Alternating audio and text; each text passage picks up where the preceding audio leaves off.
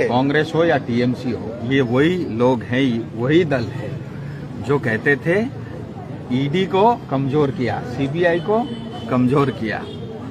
ये स्वतंत्र बॉडी है, अपने हिसाब से काम करते हैं।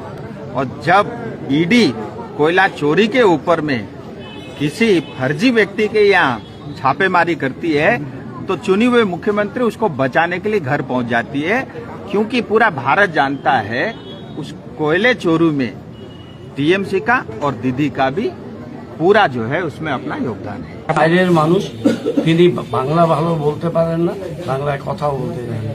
আমি কালকে বিবেকানন্দ 164তম জন্মদিন ছিল, সুতরাং সেই দিন আমি কোনো কমেন্টস করিনি।